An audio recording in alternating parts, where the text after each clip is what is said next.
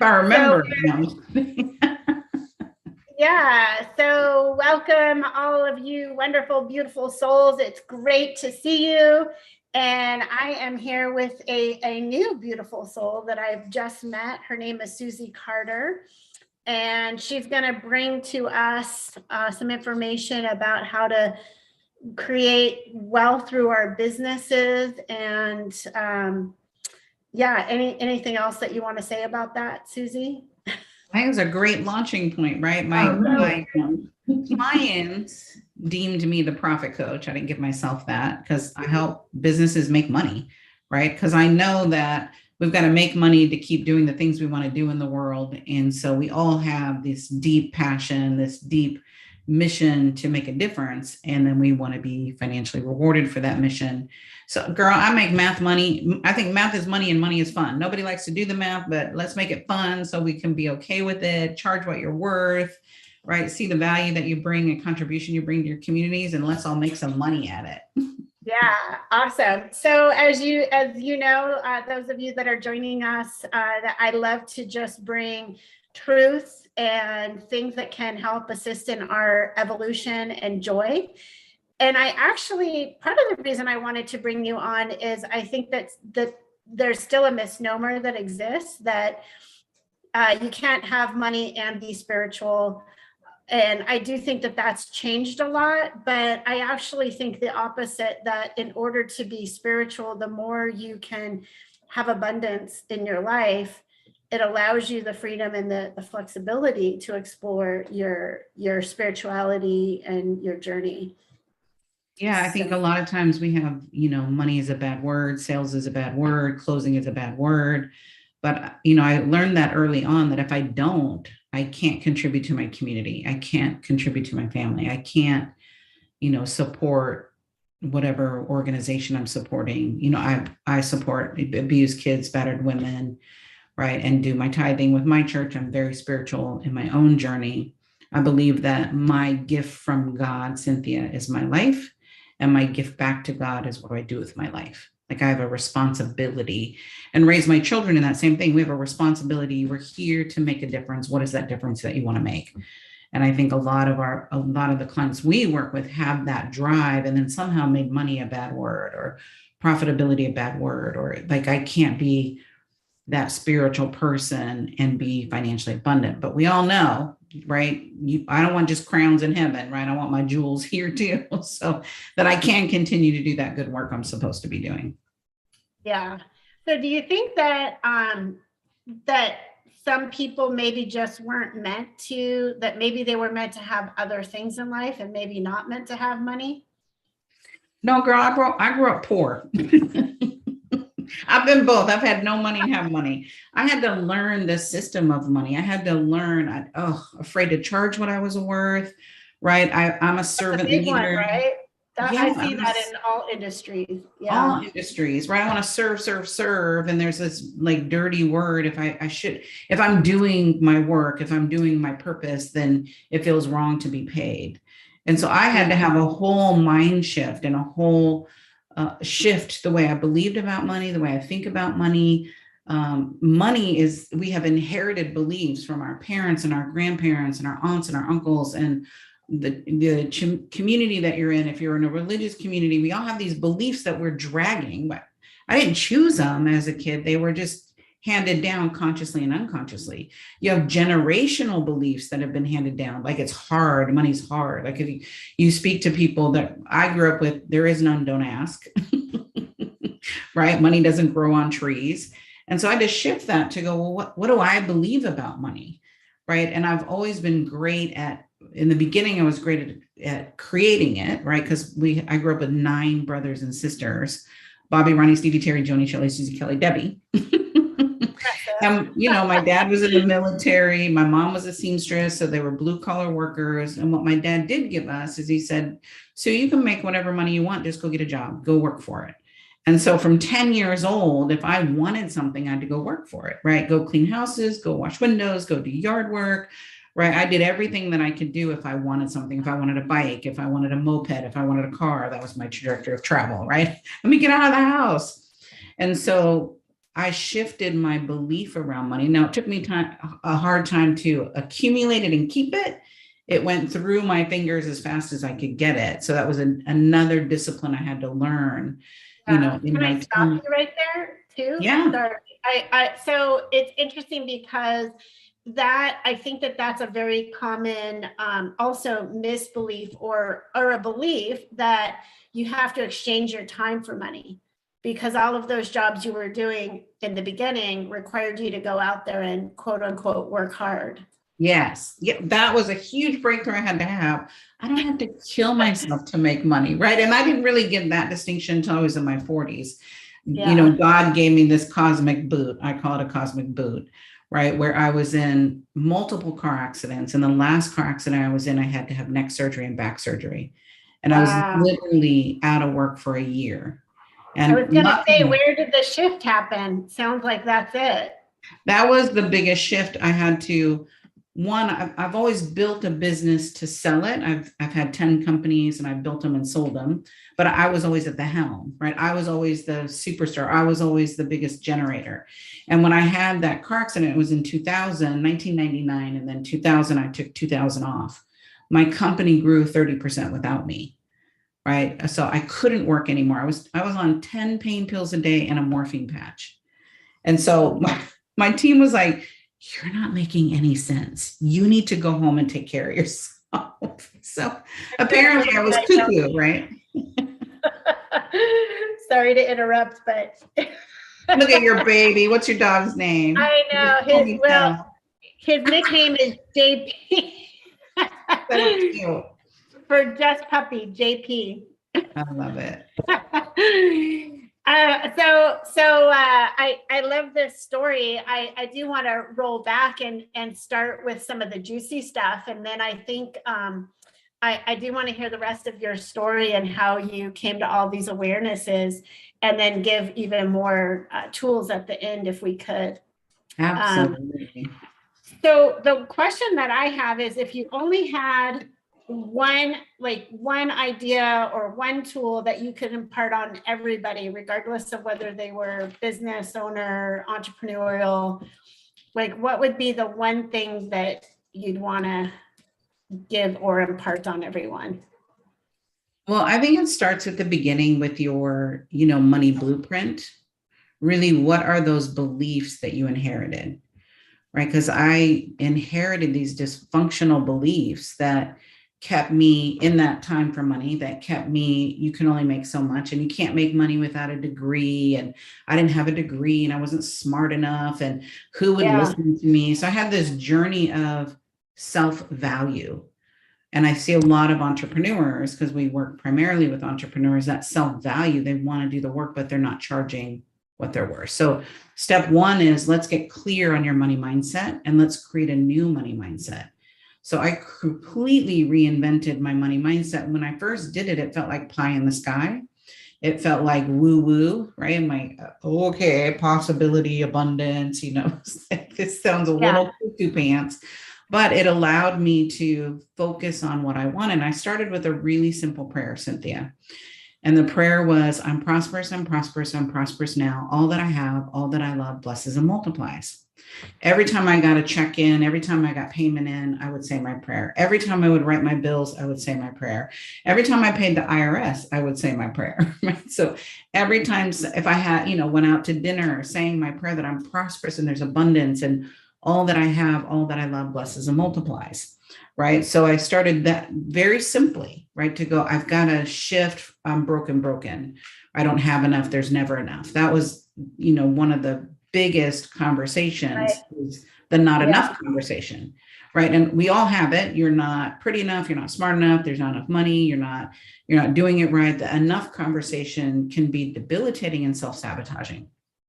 And so being aware of what is your internal dialogue makes the biggest change. You can't change unless you're aware, right? The French have a saying, the more things change, the more they stay the same. And, when I was young, I was like, what the hell does that mean? Right. So when you look at it, you can change people, you can change jobs, you can change situation, but wherever you are, there you are.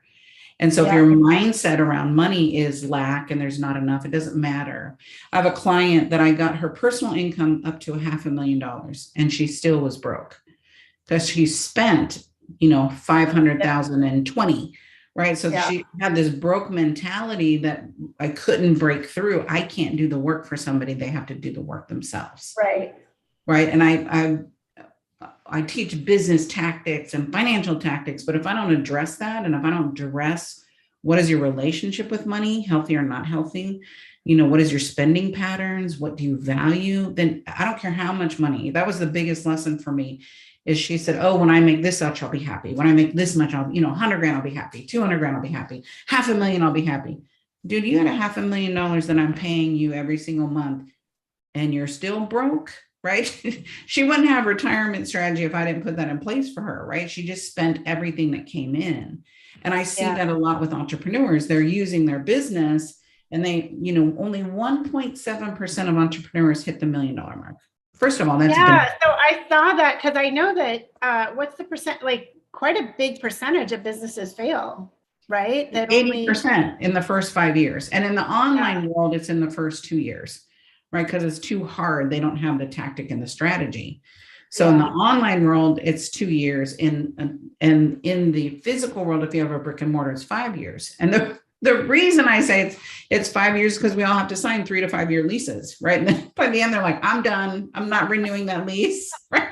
And so, well, a lot of people find that they just bought a job rather than really developing a business. So, right, because when you look at it, if only 1.7% are doing $1 million, 2.5% are doing $500,000. Right, that's like, what are we doing? Most businesses are doing 100 grand. That's gross, 100 grand. So that means they're only making 30 grand, maybe 50 grand at the most. If you're looking at your cost of goods being 50%, you can't build a lifestyle.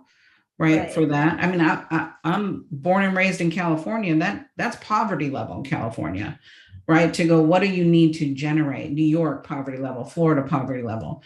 And so you look at where you are in the country to go, what do I need to make? What do I want to make? And what do I want to create? Yeah, so that's fantastic. And I just want to kind of recap that again. And it's probably the one thing I would always say as well is the most important thing that you can do is it has to start with your mindset, right? Looking at your beliefs, your values, and all of those. I mean, there's intricacies of that, but if you don't have that right, I mean, really, isn't that Anthony Robbins, I think, even says that it's something like 90% of your success is going to boil down to your mindset. Right. And as building wealth, because there's making money and building wealth, right? One of my first businesses, we did $1 million. I owned a salon and spa. We did $1 million, but we lost 70 grand. So I'm not wealthy. But if you say, oh, I'm doing $1 million, right? I'm like, well, what is happening? I literally at that point Cynthia was like, I could go work at McDonald's and make more money than I am in this $1 million business, right? I was a statistic. I think that's why I'm so passionate about it. It took me, I had to really figure it out because there wasn't anybody breaking it down for me. I believe business is like this combination lock, right? One little tick off. Remember these from school or from the gym? It doesn't open, right? And so business is that way too. One little tick off, and that tick could be your money mindset. That tick could be financial planning. That tick could be your sales. That tick could be operations or marketing. And if you don't get the combination right, you won't have that financial prosperity. And so when I look at wealthy people, we have a long-term horizon. We're not looking for next week, next year. We're looking at 5, 10, 20 years. What is my wealth strategy? And that's a mind shift, right? Because we're so instant. Google download, Amazon, swipe the credit card, instant gratification, putting people in debt. You're processing your feelings through making yourself happy, buying something. Mine is shoes. I just want to say I get really happy when I buy shoes. So it's really looking at that time horizon of how do I build my wealth? Because we're entrepreneurs, we can create wealth, which is awesome. And so I've always been an entrepreneur. I'm a little seasoned. I've been doing this for 30 years in this entrepreneurial world, right? In owning brick and mortar businesses, real estate investment company, training and development company, online membership businesses. So I understand the trajectory of business and go, what does each one need? And so, but learning trial and error, right? Back in the day, there was not a me or a Cynthia to talk about this, right? It was they had motivation versus transformation.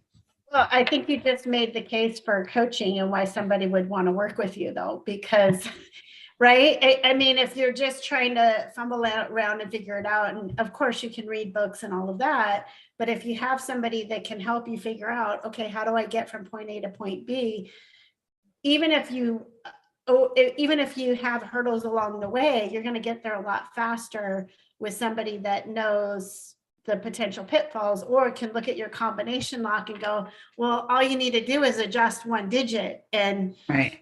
And the money flows, right? Or the leads flow, or, the team flows, or I think that's an important point, because and I'm really frustrated with our industry right now, because there's a ton of charlatans taking people's money. And it's theory. I mean, we know that. Like, you can sit in class and go, that's bullshit. No, that is not going to work. Because I've been around the block a couple times, but I have been taken, right? And I'm pretty sophisticated, and I sign up for something or have somebody build, one of my first funnels we built in this brand, we paid almost $80,000 for it. That did not generate the money, right? So I'm like, okay, well, who came highly recommended from my peers?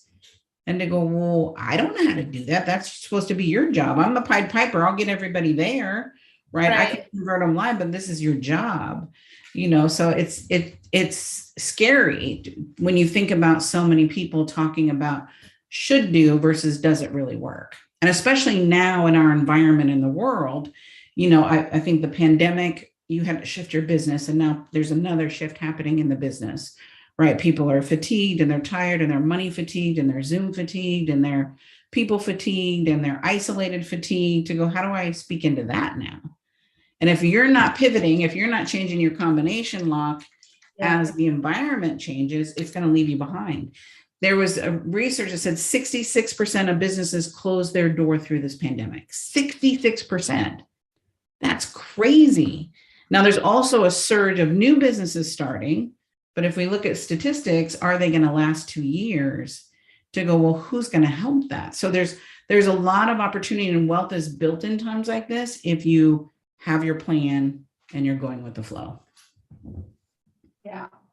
So I love it all. I'm curious, though, with just so many things going on in the world, and potential, like, I do believe we create our own reality, while at the same time, I think there's some things that we don't necessarily have a whole lot of control over.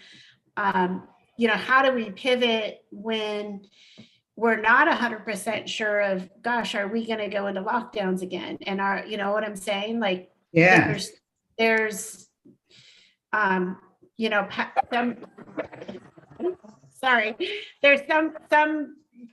some folks that still want that. And I think even the mandates, one of those mandates was just overturned. And so some states are going to go back to masking and enforcing the jabberdo again and things like that. So can you share your thoughts on that? And I'm going to go grab her. Yeah, absolutely. Yeah. So when I look at, do you want me to share or you want me to wait? Go ahead. I was just muting myself because she was barking. I didn't want to. You're good. No way.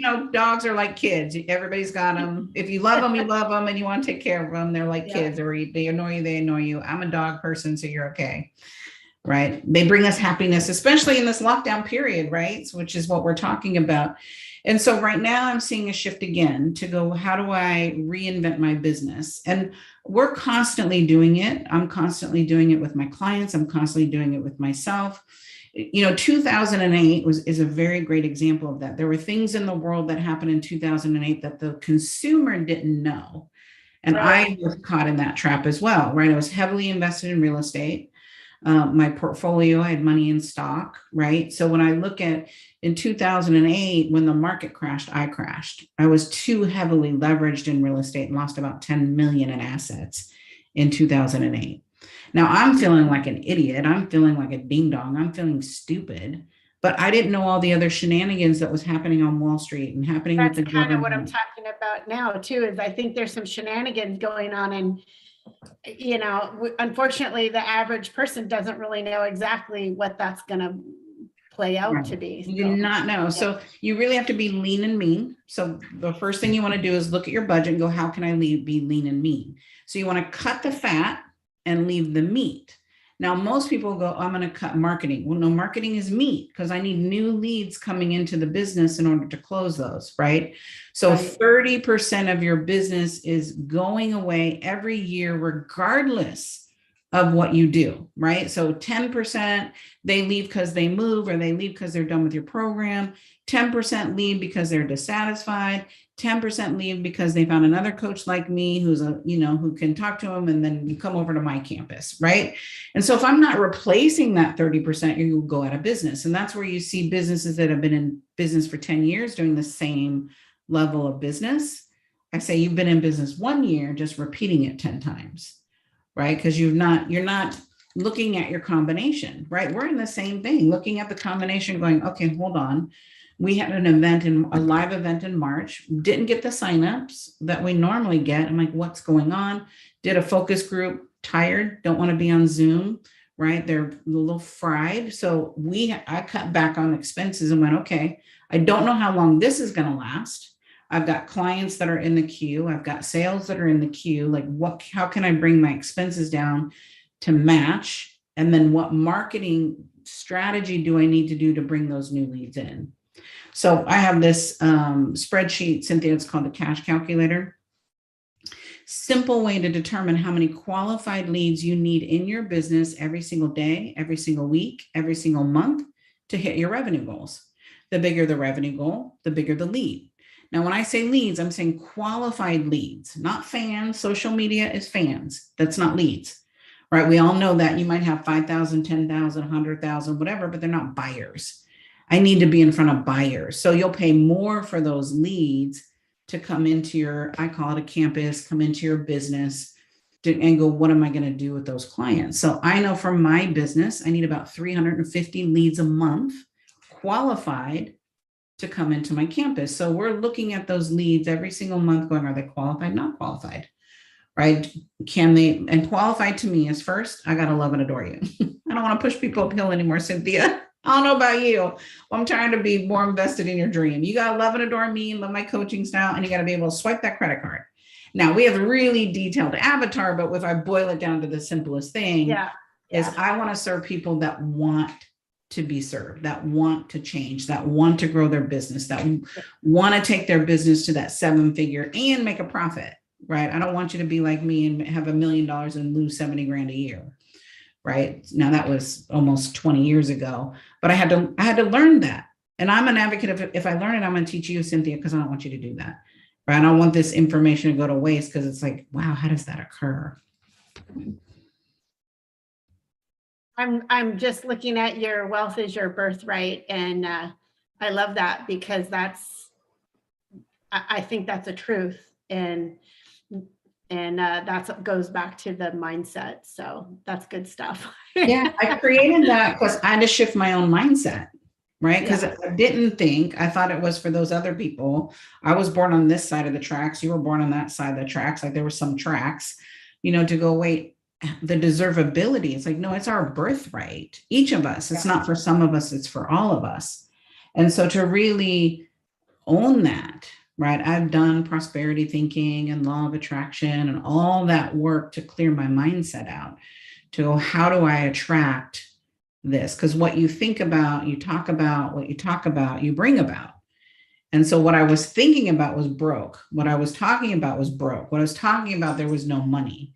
And they go, I need to shift this, because I might be generating the money, but I was like my client, right? Making $250,000 a year and spending $260,000 a year, right? That's not prosperous. But it took me, I think we have to do those things. You have to buy the things you want. You have to I grew up with nothing. So I was filling the nothing void with cars and homes and clothes and bags and the right shoes and the right this and the right that. And you realize that doesn't bring you happiness. Right. They're Yeah. pretty. I mean, that's a pretty critical point, though. Like, I mean, I do think more and more people are awakening, but it's still there. It still exists for some people, thinking, oh, but if I chase, that more money to have more label, like name brand clothing or whatever it is, or like you mentioned with the gal that you were working with, is, well, when I have 100 grand a year, I'll be happy. Oh, when I have 300 grand a year, then I'll be happy. And that constant, like, well, then I'll be happy, instead of just being happy. Right. What is true happiness, right? Money truly doesn't buy happiness, right? It fills a void. Money gives me choices. Money gives me freedom, but it doesn't make me happy. Because you've seen and heard the stories where multimillionaires, billionaires died and their families not around them, died and they weren't happy and miserable and they had health issues, and you don't want to have to go through that to see that. Yeah. Right. For me, I realized that when I was in those car accidents, it just gave me time to think. I was working so much to build this thing, but at the end of the day, I was tired and exhausted and not having time for my children and my family. And I'd used all my words. I'm like, I don't have any more words today. And mom's used them all. That's not quality of life. Again, have these things that were beautiful, but wasn't spending that time that I wanted to, or I said, right? I did this great exercise and it was like, write down everything that's important to you. Write it down, like your family and, my health and security. And then the next question was, now write all the things that you're doing to support that. Oh, it was like a slap in the face. Cynthia was like, oh, are you doing the actions that support that? You can talk about it all day long, but are you doing what you need to do to make those things happen? Right. Yeah, that's good. I think that's a good exercise for everyone to do, right? It was so eye-opening, because you're like, these are the things that are important. Oh, but I'm working all the time. Oh, I'm sacrificing, family time for work. I'm, a client will call and I'll give up my time with my kids to support the client because that's money. And, and mine was, I was a single mom raising kids. So there was this have to, right? Or that's what I felt at the time, right? That I had to do this and go, oh, I can actually have both. I can have boundaries. I can say no. I can, like you said in the very beginning, I don't have to trade my time for dollars. I can have a life that I love. And that took a lot of work, right? I have a personal development coach, AKA therapist, that really helped me through some of those limiting beliefs, some of old trauma that was getting in my way, some of my validation stuff that was getting in my way. Have a business coach, right? I've got 3 financial coaches. I've got a fitness coach. I've got a health coach. I don't use them all the time. I plug into them when I need. Like my financial coaches, once a quarter, I'm meeting with each one of them to look at where we're at and am I on track for my wealth strategy, right? Yeah. And rebuilding that. Fitness coach, health coaches, are my hormones balanced? Am I taking care of my well-being, or am I, adrenal fatigued and high blood pressure? Those things are indicators and silent killers that if you don't manage it, right, who cares? It's gonna matter. Yeah. Right. I got money in the bank and I'm in bed all the time. Yeah. So, yeah, I mean, that boils back to the quality of life. And I do like something that you just said, because I look at money like choice, right? That's a good way to say it, because I've always said, well, it just enables us to have more freedom.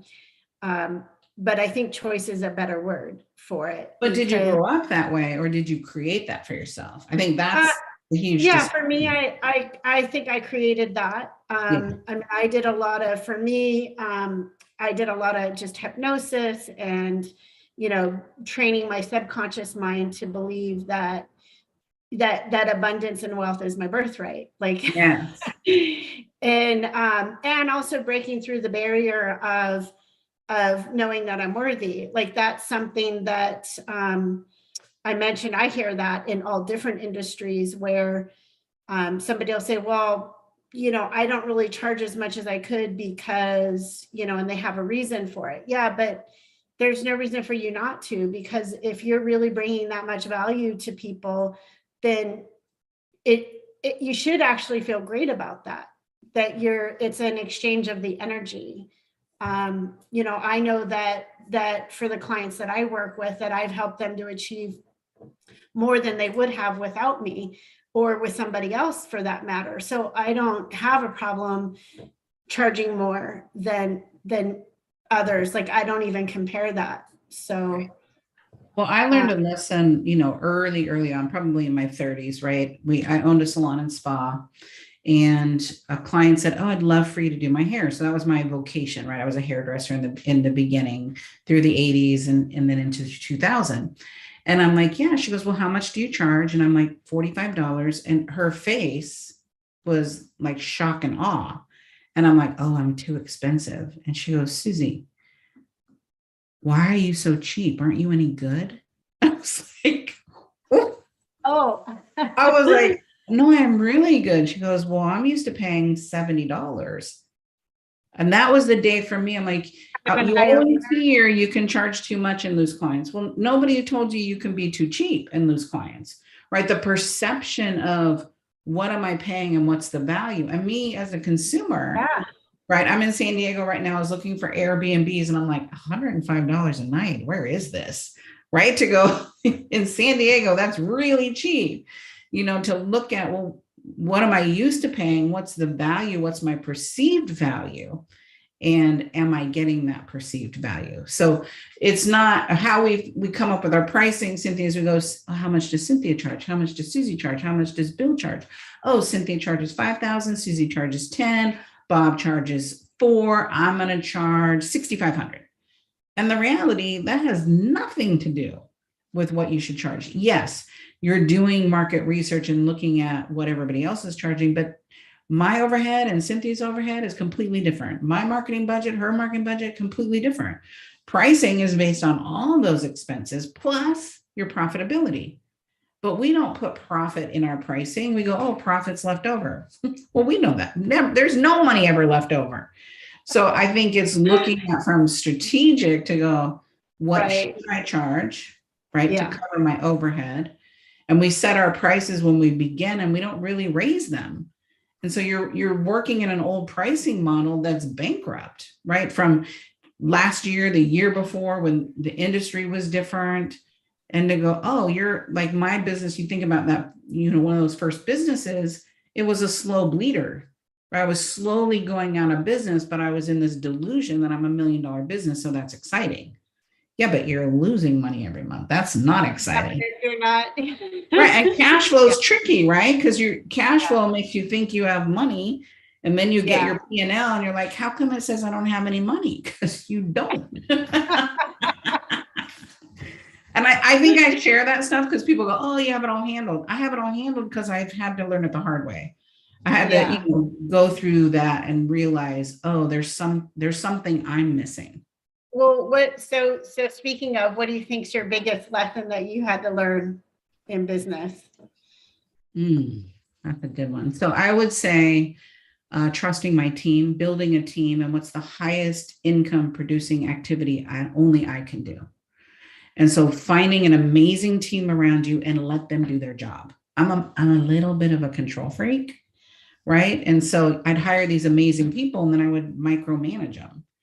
And it took me being pulled out of business to do it. Yeah. Right. Being in a car accident, not being able to work, and to see when I let them be and hold them accountable to having them rise and be the greatest version of them, my business grew 30%. That was huge for me to go. My ego, I tell you, it was hard because they don't need me. And my partner was like, "That's good. They don't need you. You can take a day off. You can take a nap. You can take care of your body." That means you actually built a business as an entrepreneur, not as a job, like not owning a job. Right. Yeah. So my last business I sold for $10 million to Ritker's Publishing. And the only reason we were able to sell for that was the profitability. Yes, I had systems in place. I had SOPs in place.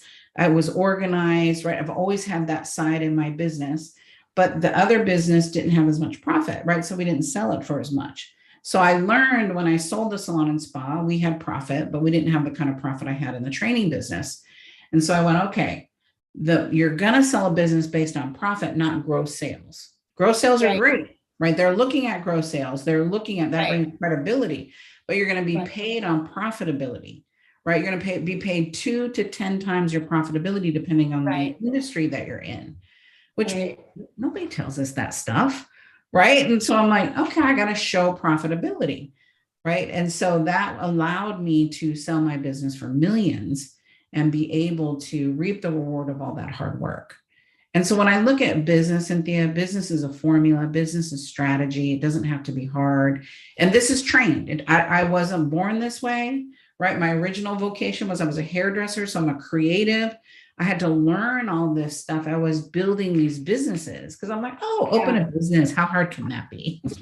Oh, start an online business. How hard can that be? Oh, create a membership business. How hard can that be? Oh my God. Right. Ignorance. Well, I do wonder though, if the younger generations who are having a lot of success online doing whatever social media following and all of that, they were wired a little bit more for that, perhaps. No, only 1.7% of businesses are hitting that $1 million mark. And out of those businesses, 80% aren't profitable. So there is that shift. Yes, we can all talk about, but when you look at the facts and you look at the data, I'm talking real businesses, people that file their taxes, right? We're doing it appropriately, right? Those businesses, more people have lifestyle businesses, meaning the business is just paying for their lifestyle, right? So they're making $250,000 a year and their expenses are really low. Right. So I think it's important to measure your success by what you're creating. I'm measuring my success as a business, not as a lifestyle business, right? A lifestyle business, that's a different brand that you're building, meaning I want to take as much cash out as possible versus I'm building this business to sell. And that's a huge distinction to look at. Well, what kind of business do I want to create? Every day we go to work, we're building a business to sell it. That's the point of a business, to sell it to yourself. That gives you a lifestyle and gives you retirement, right? That means it's bringing me money in to pay myself today. And I'm taking money and I'm investing in other things, whether it's real estate or portfolio, equity investment, different businesses. That's the point of a business. And again, 80% of small businesses aren't profitable. And out of the 20% that are profitable, they're not paying themselves a proper paycheck, meaning I might be making $1 million, but I'm paying myself less than what I would get if I worked for somebody else. And so there's all these little indicators. I don't want to do that for tax purposes though, right? Well, there's tax purposes. You don't want to show profit, but you'll put that back in. Like you're paying your car, you're paying your office expenses, you're paying your retirement, your executive bonuses. Yeah, that's tax strategy. But when I sell the business, I'm putting all that back in. My health insurance, my car payment, my car maintenance, right? Depending on what corporation you are, right? So depending on the corporation depends on the tax benefit. So a lot of people aren't in the right tax benefit and they're writing stuff off that if they got audited, they would be fine because it's not legal, right? Again, who's teaching us this stuff? We're just busy working on the vocation, right? 15% of our financial success is our vocation. It's our technical ability. The other 85% is the sales, the marketing, operations, finance, all that strategy, right? And if you're just working on, I'm a great speaker, I'm a great writer, I'm a great doctor, I'm a great therapist, I'm a great graphic designer, and you're only focused on that, well, that's the combination. Yes, you have to be great at your 15%. I have to be a great coach, have to be a great speaker, got to be able to enroll people. But if I don't have those other things handled, I don't have any money. Right. So so my background is I actually used to be a math professor. So I'm not afraid of the numbers, but I'm also a very, very creative in some ways. And so I'm not afraid of doing that, but I do know, like for some people, and especially you, we're all creative, right? How do you then embrace those other parts that require some analytical? Because honestly, even though I'm a mathematician, to me, that's so boring, accounting. And oh my God, I definitely want to hire somebody to just handle that for me. Yeah. And you can, right? So I Yeah. have a CPA, I have a bookkeeper Yeah. that does the books, but here's what I learned early on. I would sit in meetings with my CPA or my bookkeeper or my CFO, and I felt like the biggest idiot in the room because they're talking accountant language. I'm like, I need technician language. I need to know how many leads do I need in every single month, every single week, every single day. I need a spreadsheet that shows me that. I need to see how much I need to sell per customer in order for me to hit my revenue goal. Just don't tell me to do $1 million. How many units do I need to sell? So I've taken these accounting spreadsheets and put them in an entrepreneur-friendly structure because I put them together for me. And then I'd be talking to you and you'd be like, can I have that spreadsheet? I'm like, I'm not a CPA or accountant. I just made it so I could work with my team and my technicians to go, how do you play a game to double your sales? So that was my first spreadsheet I created. It was called the average ticket worksheet because we looked at every single client that came in. How do we double the sales? And not from selling, but from servicing. What else does Cynthia need in her business? You know, back in the day, it was what else did you need for your hair, your skin, right? It started there. And then I do the same thing in business. What else does this consumer need, this customer need to win?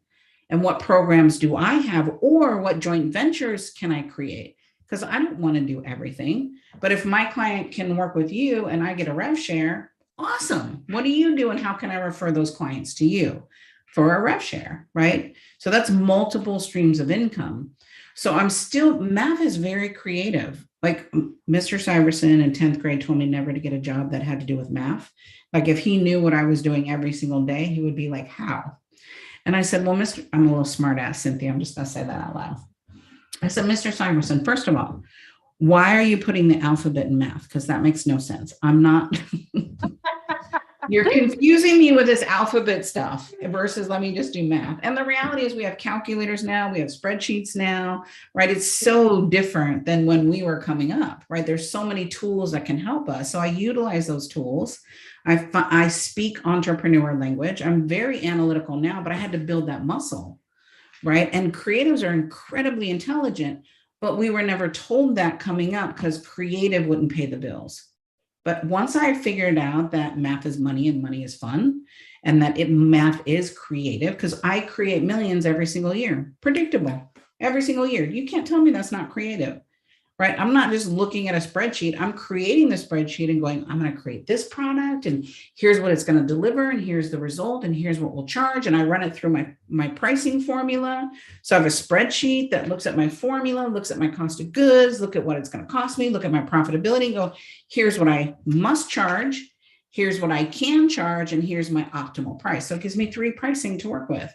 I might launch it with the lowest price. And then once that gets to capacity, because when the demand is greater than the supply, we raise our prices.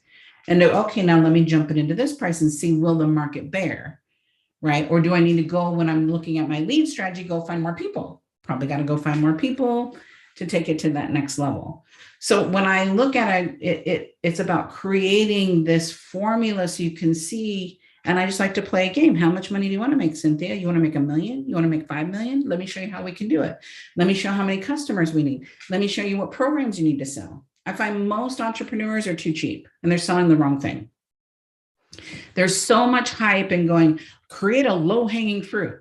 Okay, low-hanging fruit, and they're talking $7 to $49. Do you know how many $49 things I have to sell in order to make $200,000, $100,000? It doesn't make sense. They don't have the lead flow. Your marketing costs won't even cover that $49 thing. I don't care how good you think you are, right? Especially when you're beginning.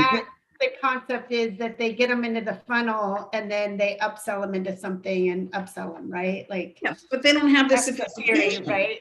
They don't have the sophistication. They don't have the lead funnel to do that. They create one product and go, why isn't it working? You don't have the whole map set out. And I feel bad because, hook, line, and seeker, we all started that way and going, wait, this doesn't make sense. I can't make money doing this. So again, I always go, what's the highest income producing activity only you can do?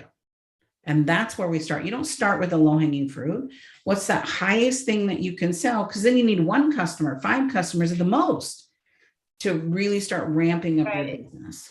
Well, I think that that's true in every aspect, though, right? Because my main business right now is I own a small real estate brokerage, and there's things that I can. What's the word when you give other people the job to do it? Delegate. Yeah, delegate, right? So, and so that's true for everything. That you shouldn't be doing something that's a $15 an hour job if you could delegate that to somebody that's what they're good at, and you do what you're good at. Because I think that there's also a misnomer about, oh, well, you got to get good at everything. Well, no, you don't. You really don't. So you need to understand it, right? So I always tell my clients, you have to understand the finances, but I'm not balancing my checkbook. Poke a needle in my eye. I don't want to do that. Right. But my accountant, she loves it. And she gives me fancy spreadsheets. And I'm like, this is awesome. Right. I have to do it. And then I'm just looking for the red flags. Right. Because you've got to understand it, because embezzlement happens in entrepreneurs' business all the time. Right. We have some big names in our industry that have had millions of dollars stolen because they don't want to deal with the money. Nobody's stealing my money. I work way too hard for my money. You ain't stealing it.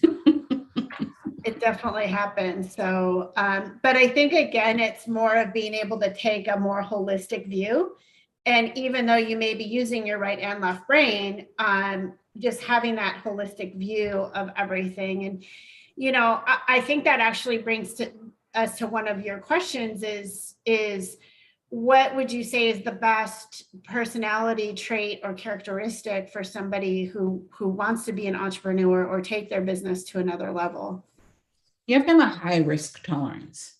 I have a high risk tolerance, not as high as it used to be because I lost $10 million in the market crash. So I used to have a really high risk tolerance, but I was also younger, right? Yeah. I'm in my 50s now. And so I'm looking at the trajectory of time going, I don't want to be that risky because I want to be, I want to retire. I want to be comfortable.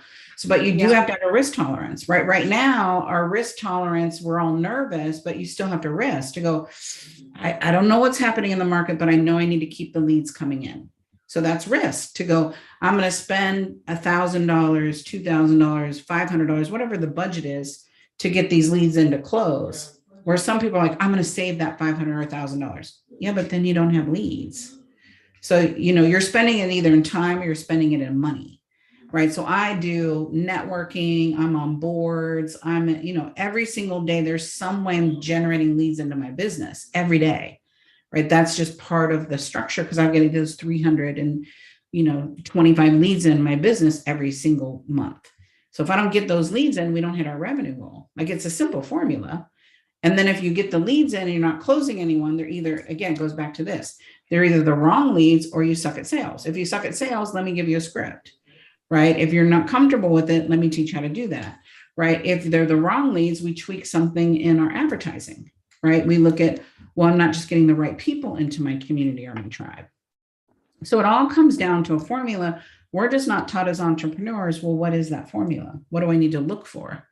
Right? It's all trial and error, and trial and error can go on for years, right? To go, how do I figure this out? So my passion, my goal is, let me just help you make it simpler. Let me give you the tool. Let me show you how to look at it. Let me take the blinders off, right? You have to do the work. I'm not doing the work for you, right? I had Dr. Judy who came to me. She was doing 1.3 million a year. That average ticket worksheet that I talked to you about, I implemented that in her business. We went from 1.3 to 2.8 in a year. Because now we started looking at working more efficiently. She didn't need more leads in. She needed to be more efficient with working with each client. And then from 2.8 to 4.8 by looking at bringing on another doctor, having her team pick up the slack, holding them accountable to that, putting her products online, creating packages versus selling a product, right? So business is business to go, wow, we went from 1.3 to 4.8 by implementing two really strong systems. It doesn't have to be hard. It has to be strategic. What am I focusing on? What am I looking at? What do I need to create? So clarity is king. Clarity is king. So how do people get a hold of you and work with you? And so you can find me by my name, right? So you can find me by my name, Susie Carter, C-A-R-D is in dollar, dinero, delicious, E-R.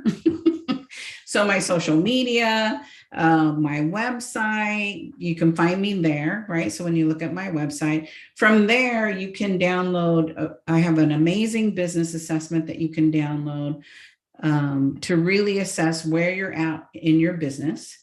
And, I'd love to support you, love to help you. So I have a roadmap that we can put load it, but it's not loading. Sorry. Oh, that's okay. So I have a financial roadmap to go, here's the steps to build a 7-figure business, right? So this is our profit roadmap for you to look at simply. These are the things we need to put in place because I'm a Xerox machine. Just show me how to do it and I'll do it, right? Like, just give me the example. That's most entrepreneurs. Yeah. Yeah. So you can go by my name. All my social media is just my name. Make it really simple. And just remember it's D is dollar and dinero versus, any other letter. So Susie Carter. I'm going to the link, but it's bringing me to the ClickFunnels. So, yeah. So, but I guess they go to susiecarter.com, 1-day profit roadmap.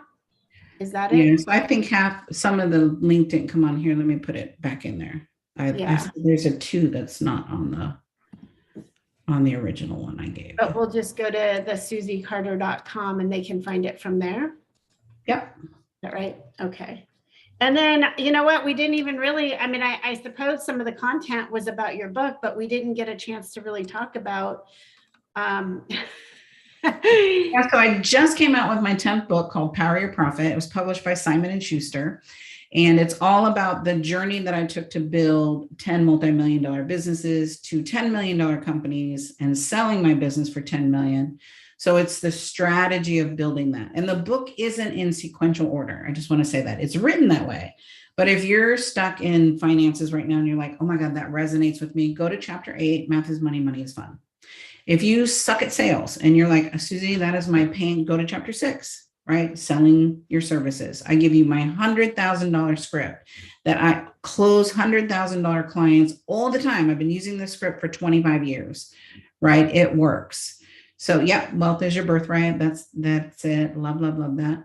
And so my goal in the Power Your Profits book is to let me just show you what I had to learn the hard way and give you tools and resources, do the exercises in the back of the book, because that's where the breakthrough is. Don't just read the book. You can go step by step, or you can just pop around into, whatever chapter that you need for your business. So my goal is to help you create that wealth, really look at supporting you and growing your business and building a life that you love. Awesome. So again, I would say just go here, right? susiecarter.com. Yep. And it looks like. Yeah, click on that free assessment. You can go there for the book. The free assessment gives you a 10-point strategy to what do you need to focus on your business. Like, I love quizzes, right? I love assessments where I'm assessing my own business, my own skill set. And so it's a juicy exercise. Well, thank you so much for being here with us today. And I would like to join with you again and maybe go a little deeper if that's. I would love that. We'll have Sam reach out, get you scheduled on our podcast so my community can meet you. Awesome. You're a beautiful soul, an amazing woman. Thank you for the work you're doing in the world. I appreciate you letting me share my wisdom and my gems with your tribe. All right, my dear, have a great day. And everyone, thank you for joining us and blessings to everyone.